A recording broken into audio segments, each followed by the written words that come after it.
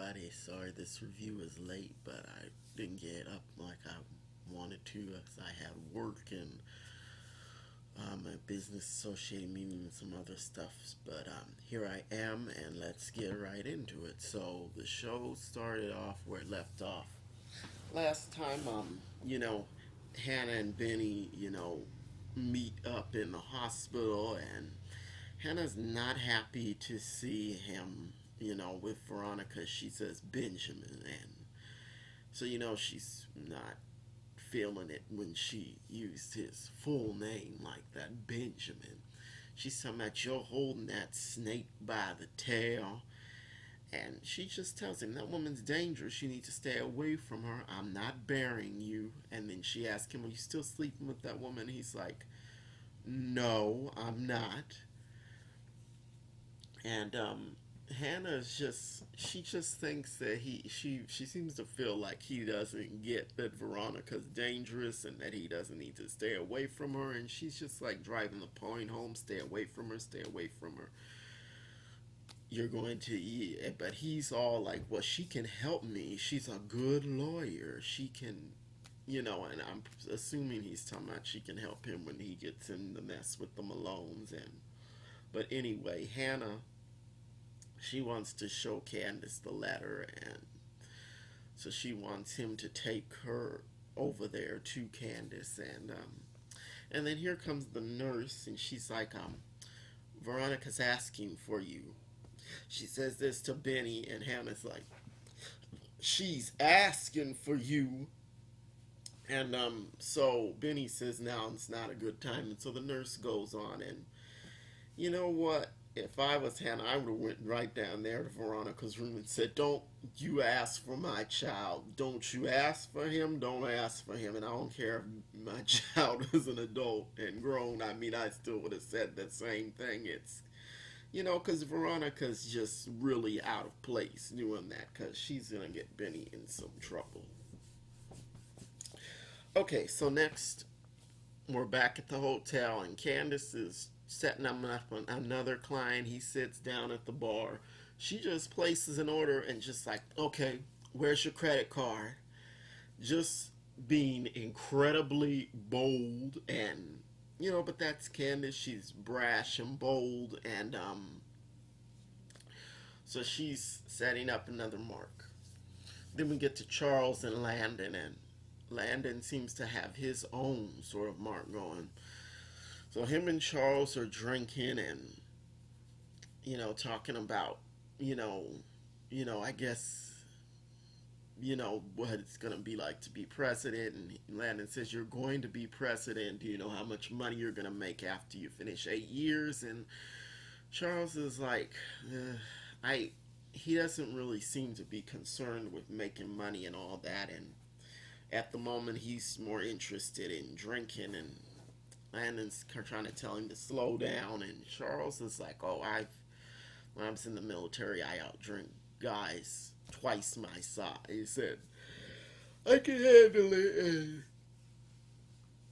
So they when they finish up drinking, Landon's trying to get the stuff out of the way, and all the glasses and the alcohol out the way, and so it won't be seen. And so Charles decides to just to go to bed, and he starts getting undressed, and Landon's like, ooh, I'm gonna slow up so I can get a look at this. And Landon's like, I mean, the thirst was real with Landon here, and he's like poking, trying to get out of the room. I mean, I'll describe it like this. When your favorite song or your song comes on in the supermarket and you're done shopping, but you're just trying to find an excuse to stay in the store, so you're just kind of rolling your cart and moving. So that's how Landon was. And finally, Charles gets his shirt off, and Landon is still trying to sneak a peek, and finally he gets out of there, and it seemed like Charles he wasn't even paying attention to Landon poking, and he probably wasn't because he was pretty sloshed. But anyway, I don't know. I think Landon wants to get Charles drunk again and take advantage of him. So over at the jail, um, the DA gets Jeffrey out of his cell, and he's asking a whole bunch of questions. Why would your I think he asked, why would your mom put get you in here? What's going on? How do you know the judge? And Jeffrey says, I don't know her. And the DA, he's like, well, you know her husband. You're sleeping with him, aren't you? And I'm like, okay, well, that got out there. But of course, with that incriminating video that Veronica showed of Justin, I mean, that would be the conclusion that one would draw. And Jeffrey is still kind of out there because David is nowhere to be found. He has not been able to reach him. Well, Justin hadn't been able to reach him. So, but let's get to that next. Okay, so David and Erica are at his house, and David's trying to get Erica to live with him, and she's kind of like, well, this is happening too fast. We don't really know each other. And I'm like, okay, well, that doesn't matter to David. He's after your body. And anyway, they have their little banter, and Justin arrives. He's at the window, like, and being, as lurking as only he can do. Um, so Erica sees him outside the window, and he's like, oh, she's like, oh, the police are here. And so David's like, let me check this out. He goes to talk to Justin, and Justin says, well, your son's in jail, and he's been trying to reach you. I called you, but you didn't answer. And so David, he's right on it. And when he goes back in the house, Erica is like hiding behind a corner, and she's like really scared, and and I guess she's probably been arrested, and she's afraid the police are going to recognize her. And she comes up with this story about, oh, my ex was a cop. And of course, David buys it because he's mesmerized and hypnotized by her. So he's going to go check on Jeffrey. And he did call Veronica, like, oh, answer your phone. How could you do that? I'm like, David, why are you even calling her and asking why she would do that? She's crazy, and you know why she does what she does. So Justin gets back in his car, and Jeffrey's phone rings, and it's White. He answers the phone, and he hears who it is, and he's like, don't call his phone again. And I'm like, Justin, you're doing way too much. And he's like getting really angry. He's sounding like a woman who's telling another woman to stop calling her husband's phone or her boyfriend's phone. And that's how it was coming off.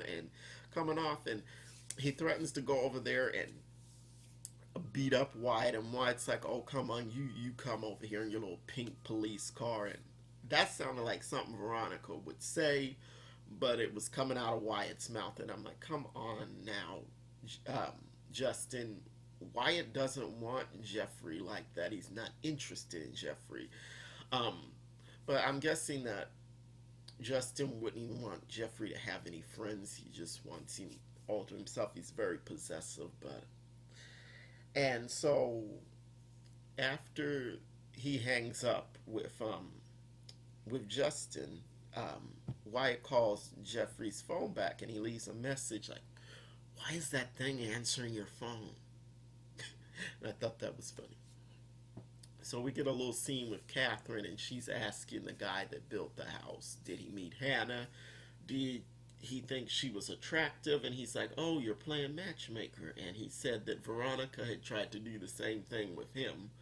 And Catherine was being real pushy, and he ended up letting her know that Veronica was in an accident. She's like, she was in an accident.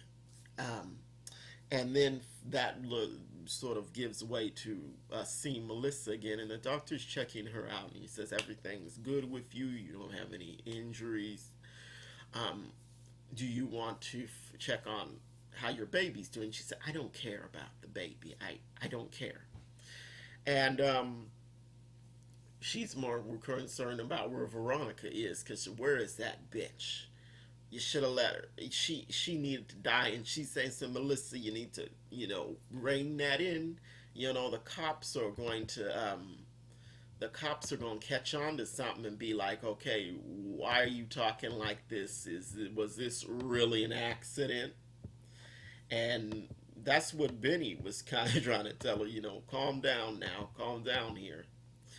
Um, so here we go with more of Candace now. And she's scoping out another escort. She said, she's pretty. She's talking to the guy, I think his name is Rocky. He's the accomplice of Broderick. And, they're all in it together with the escort ring. And he what did he say? I forget exactly what he said, but basically they're just going back and forth like two pimps or stable leaders. And then there's this cop at the other side of the bar, and Candace like, he's Vice, he's Vice. So here comes the cop over. He's trying to draw Candace in, and he was terrible at keeping his cover, because Candace blew it up right away. She's like, your Vice, go on, get out of here with that cheap ass aftershave. And then he gets, man, he's like, why are you in this nice hotel? There are corners for you. And he's just a really bad cop. And then he goes over there to that other girl, other escort, and talking to her. And I'm like, what kind of cop are you if you can't even keep your cover and then you get mad after you blow it? Come on, dude. It's not good. Then Melissa and Veronica, we see them. Melissa taunts Veronica, ooh, you look bad. And Veronica's just is like, no, it's like, you tried to kill me. Melissa's like, no, I tried to kill us. Veronica had the nerve to tell her, you're crazy as hell.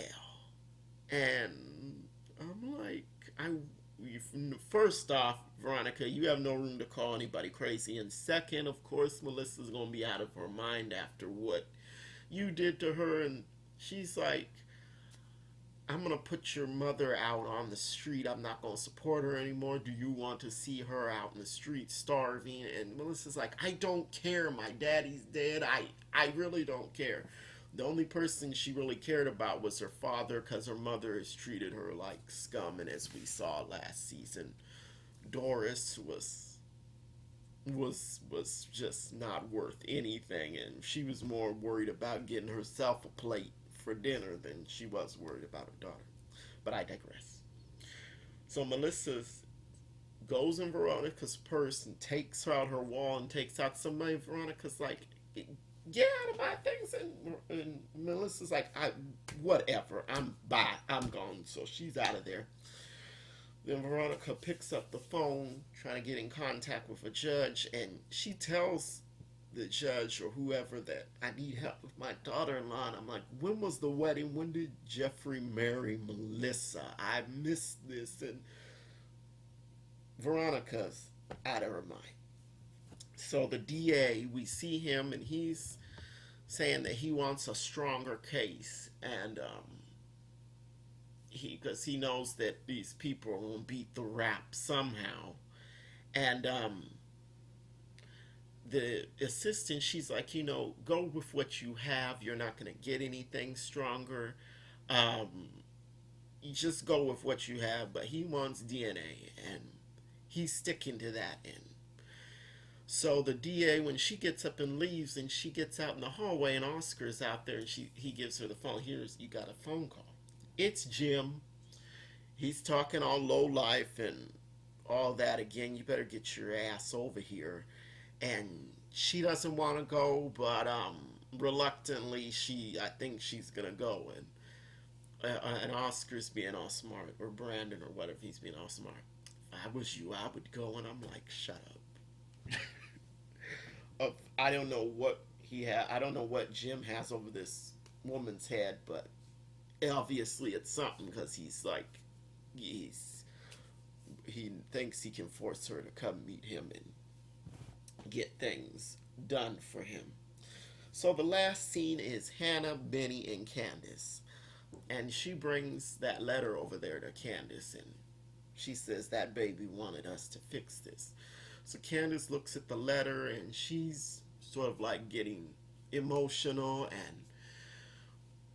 and instead of it turning into a family moment, it blows up once again. And Candace is like, "Well, you let them kill my son," and Hannah's like, "No, you did that." And I know Candace says a lot of things to her mother, but I mean, Hannah tries to give it right back, and it's like Hannah does not try to be the bigger person in the situation, and as the church going woman and the God fearing woman, she should be trying to be the bigger person, but no, she's going right back and forth. And Benny's like, "Why does this always happen? Why does this always blow up like this?" And and then while they're arguing, the John comes in, and Benny's like, "Man, you got to go, you got to go." And Candace is like, "No, he does not have to go, no." And Hannah's like, "No, let him go." And her face was just as serious as can be. "Let him go.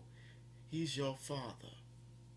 That was a bomb drop. Now we haven't heard anything about Candace's father since the series started. Maybe something in passing, but I don't even remember anything in passing. But we've not heard anything about him. So that was the cliffhanger. I'm looking forward to what's going to happen next episode. It was a pretty good episode. So tell me what you think. Like, comment, and subscribe. And I will see you next time.